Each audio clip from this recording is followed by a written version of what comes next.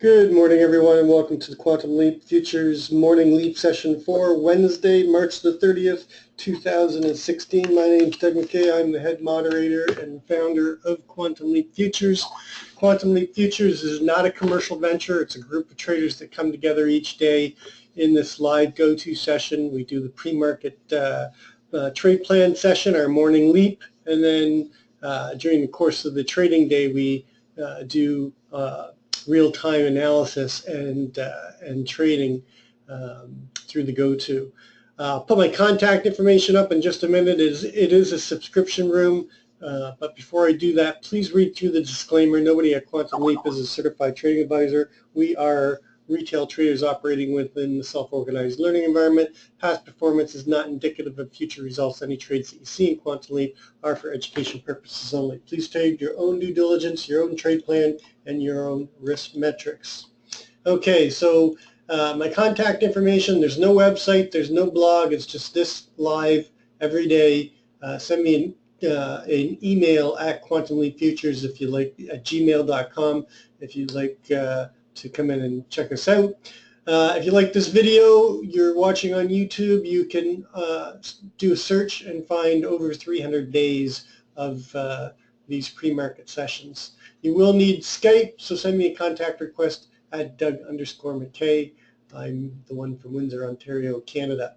Or just give me a call if you want to talk about things prior. If you like what I do, follow me on Twitter at Crazy2. Okay, so let's just talk about yesterday. Yesterday, Yellen was had a meeting in New York where she was speaking at, and so all eyes were on her and the wait for her to come in at 12:20. Our main hypothesis yesterday was a move down to this 19, between 19 and 16 area, where you're looking for a bounce of responsive buyers from the 19 area or from the 17 area, and then a rotation up through value and through range and up into that 34.50 with the possibility of a continuation up into 40.50. And of course, that hypothesis played out beautifully. We got a big boost from Yellen. So this isn't really a Fed number, but let's call it the scene of the crime is that down here at 2026.75, which started this rally. Now this rally should be no surprise to anybody that's been following these pre-market sessions. I've been talking about this for over a week now, that we were, let me just stretch this out here, that we had, gapped up and gotten back inside of this value area here. And we were using the MCLVN right here as a major line in the sand. And the hypothesis was, if we held above the line in the sand, we would remain in this upper distribution. And our targets in this upper distribution was the last price they tried to hold value at 2034 before they fell out of value in January. The next target was the 39.50. Once we got there, we established a value at 40.50. And then the main targets above was this 56.25. And then the 61.50, which was the composite VPOC, or the most traded price going back to the beginning of January 2013. And then the next target is the microcomposite VPOC for this time period. This time period goes from October the 8th all the way through to the end of December, where we fell out of value in January. And yesterday we got the pop. We got up to the 48 area, basically two-ticked the top of what was a double top. The expectation was overnight that we would go and we'd get continuation, and move up into that 56. I didn't think we'd actually get all the way up to 61.50, but the high overnight in the Globex is 61.50, and we've come up and hit the most traded price. So the Yellen rally did continue overnight and hit some key numbers. Don't want to get too much into there. Let's go back and step back for just 1 second. I always like to start my day very basic candlestick chart. I start on a monthly. I use a 9 EMA and a 20 SMA, and all I'm looking for is I want to know where we sit within the different time frames in terms of trend. Do we have slope and separation, strength of trend, or are we challenging or consolidating and violating the trend? So we have beautiful several year rally, and then in August and September, they violated the trend. November, December, we took it, or October and November, we took it back. December, they challenged it. January, they failed. February, they failed. And now in March, we're rallying, and we're above the 9 and the 20 again. We're above the year open at 2037.75, and we're starting to get continuation of slope and separation. It's not great yet on the monthly, but once you go down to the weekly, you can see that we're getting the start of this upward trend. A little bit of a technical gap, but price is paralleling the 9 quite nicely. Remember, this is a time frame issue. You're a weekly. There is a naked cross right here at 1983.25. Do I expect them to pull back after this strength? Absolutely. But how far can they run, and how much pain can they cause the shorts right now is what the question is. So even though I'm looking for it to start to for signs of rolling over, the time frames are showing me that that's not the case yet. Going down to the daily, same thing, slope and separation. Okay, we're creating another little bit of a technical gap. A move back to close this gap is probably going to bring us back to a test of the year open. At least the 20, 40, 50 is the big target for me below right now. But the trend is intact on the daily. On the 4 hour, you can see that we had started to roll over, then they took it back, and then we were consolidating, and then the strong move yesterday on the Fed news that there's no QE, there's no rate hike likely to come in 2016 right now. Very dovish speech by Yellen yesterday. And we've got good slope and separation, so the trend is intact. Again, we're creating a bit of a technical gap, so sideways to down is not out of the question today. Going to the 1 hour, same thing. You can even see we've had a little bit of a sideways action. We had a foo bar.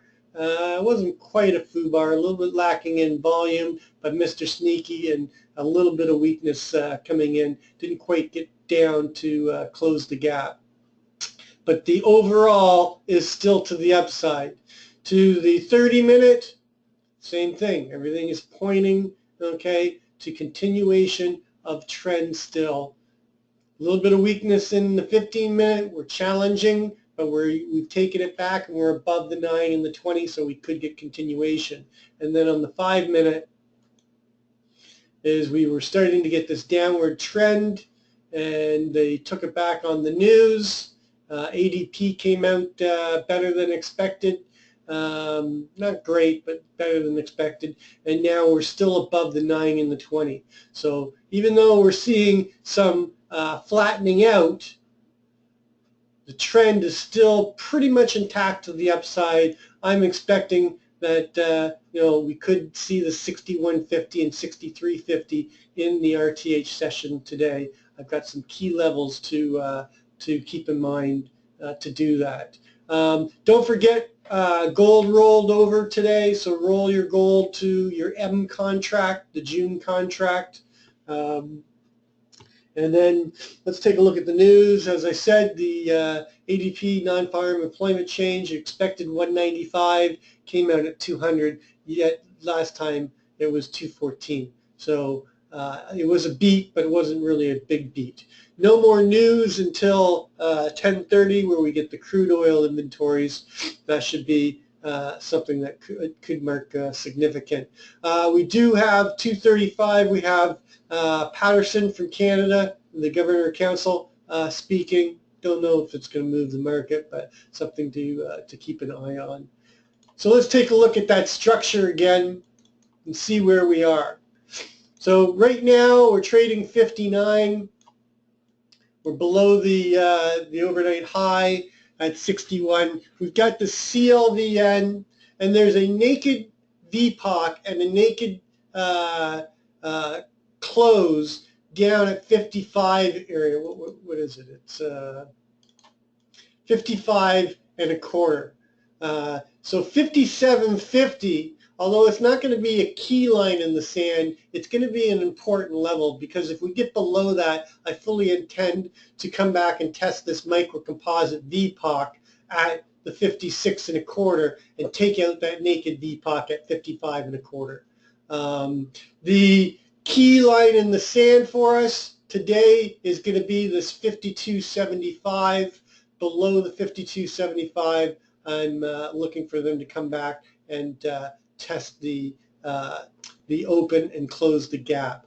I mean, we do have gap rules in effect. We're right now we're about 12 and a quarter points above.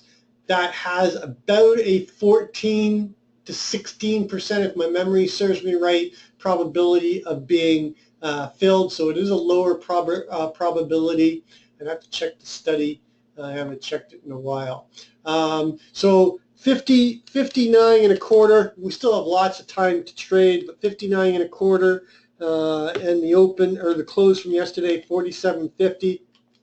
Divide that by 2, and our half gap fill is actually going to be shifted up from the last time I calculated to about 53 and a quarter.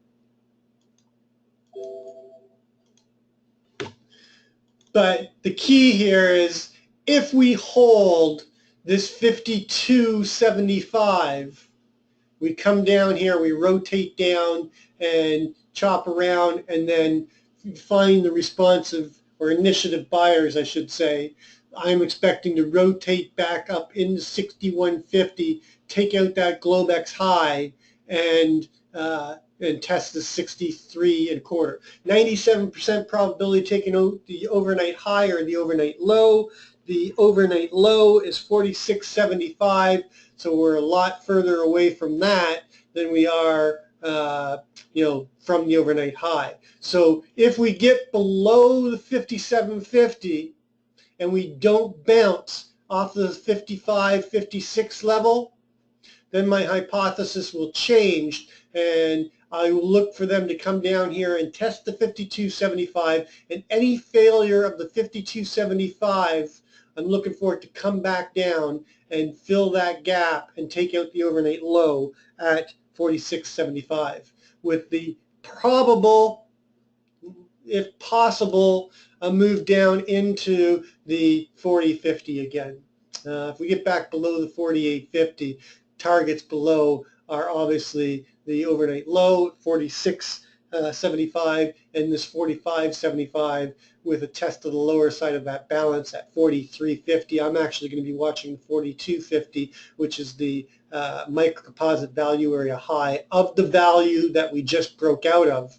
And then inside of that, the big target's going to be the 40.50 again, and a move back down. And then once we're inside of value, a test of the year open at 37.75 is only natural.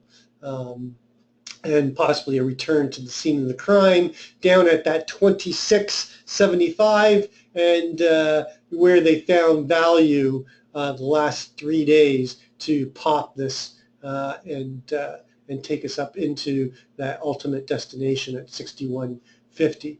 Above 61.50, I'm looking for responsive sellers to step in up here somewhere between 63 and 69, and then a move back. I don't think we're just going to blow through this level and get away from 6150 and pop right into the 2100s. If anything, it's going to be a pause here, a grind inside of this Gaussian distribution right here, a retest lower, and then a move back up through, and then a possible test and a breakout above the 8650 and into the 2100s. Remember, our all-time high is 2134 still. And, you know, the fact that we're inching our way back into long-term fair value, we usually would test both sides of that once we get there. So let's take a look at the overnight.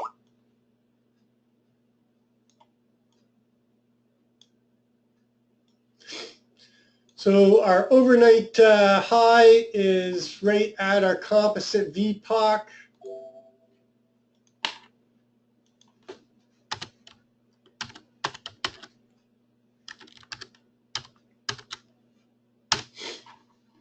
Just above that, we've got the, let me get the levels in here first.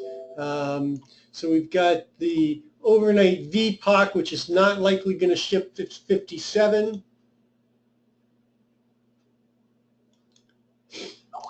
And the LVN to pay attention to is that 55. Okay, so that naked VPOC, I'm looking for a bounce from there. But if we fail to get there, look for them to go down and test that 52.75.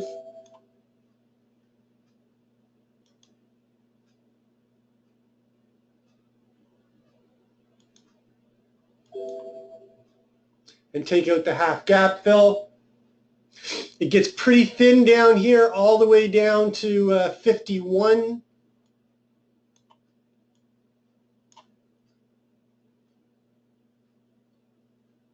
$51.75. I'm not going to use that as a target.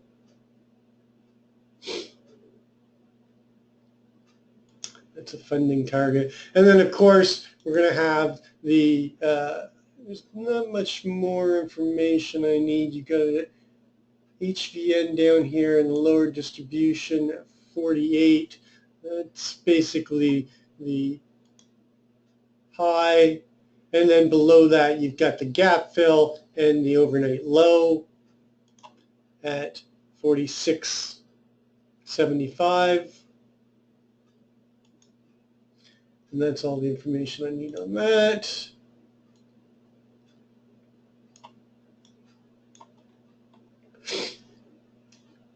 $48.50, so we just want to make sure that this encompasses $48.50. Then $45.75. And then the LVN of this upper distribution, or the closing swing low, is, I'm going to use the 43.50. And then below that, you've got the value area high at 42. In fact, I'm going to use the 42. They're likely to test the value area. The LVN is 42.25. That's the most significant. Although remember, trend days, LVNs are not as important as when you get a normal variation day, because of the fact that there's no real value created. You're in a trend, so it just trends. But below the value area, I'd be looking for a test down to the year open. The 20-day ATR is 23.70 right now. So off of the high at 61.50, our actual daily ATR downside target is all the way down at the year open at 37.75. I'm really not looking for them to come down and take that much back, but you never know. And then the 50% significant breakout candle retracement is all the way down here to 33. Of course, I've really got my eye on that 34.50. Why?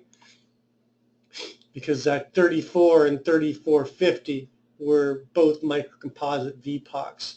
And then below 3450,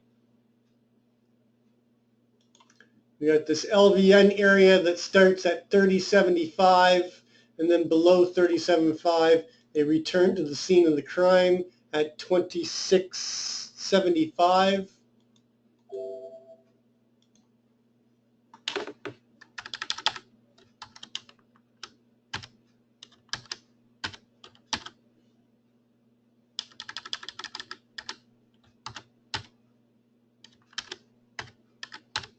Okay, tight, Doug.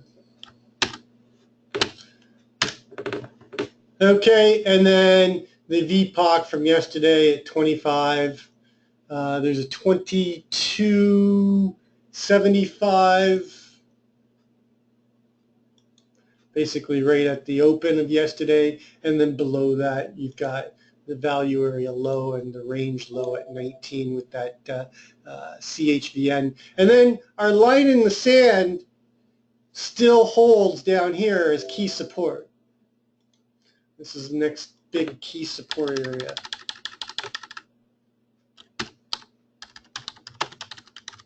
Because below that, I'd be looking for a move down to test the 08 area. Actually, this 06 to 07. Actually, I can put that 08 in. 08 is the microcomposite value area low. That takes us back out of the value, although the 16 really takes us out of the major distribution zone. To the upside, if we do work our way up through the 6150, look for 6350.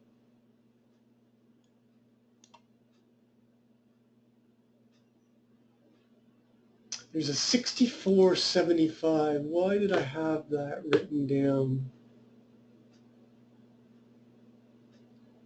There's a 67 LVN. 67.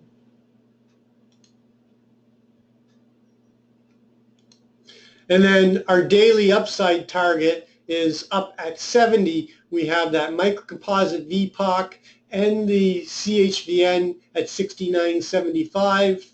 Our daily ATR target is 70, so there is a target right in front of our daily upside target. And then you get the naked close and the naked VPOC at 72. 74 as the LVN.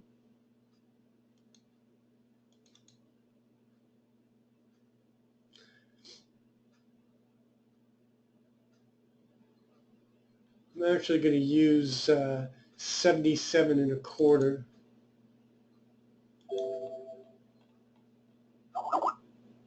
And then 80, 50, 80, 50. And then 86 is going to be our key line in the sand above. Above 86, we really should make a run for the 2100. Our weekly upside target, which we still have room to make, is up here at 2096. The other thing I want you to understand is our month open. We're in the last 2 days of the month. Our month open is all the way down at 1928. So with our daily ATR, we've hit critical mass. So obviously the bears could capitulate and let this continue to float up higher during the course of the next 2 days based on critical mass. So my main hypothesis is a move down somewhere between the 56 and the 53, find responsive buyers, rotate back up into the 61 and 63 and chop around, maybe poke up into the 67 area or the 70. My secondary hypothesis is we go up, we hit between the 61.50 and 63, find responsive sellers, rotate back down through, and come down into filling the gap and possibly down to that 40 level, that 40.50. And I should have a target there.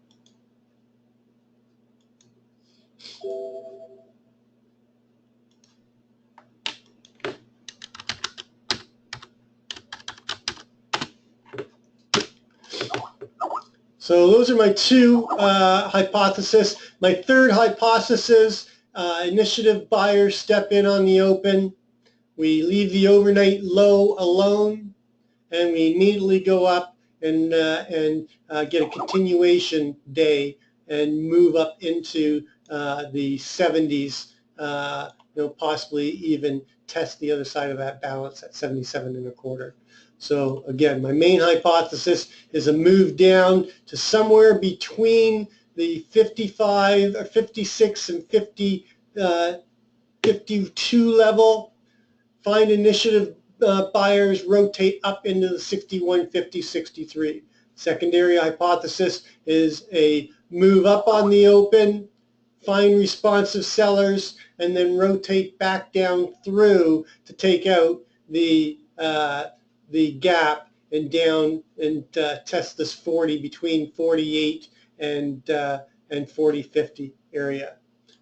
My third hypothesis is initiative drive, open drive, and a move right up through the overnight high and up through to the daily ATR target and a possible continuation trend day. Well, that's what my main hypotheses are. That's going to complete our pre-market session. Just take a quick look at the Keltner. Keltner center line is sitting at 56. A move back to that would probably test the 24-hour VWAP at 55.50 and that 55.25 naked VPOC. A move below that take us down to that 50.25 area. Probably be that 51.75 target by the time we get there. Hold above the Keltner line and move up to the upper will take us up into that 62 and more likely that 63.50 microcomposite VPOC for the longer term balance. That's going to complete my pre-market session. As always, trade well, trade safe, and we'll catch you on the flip side.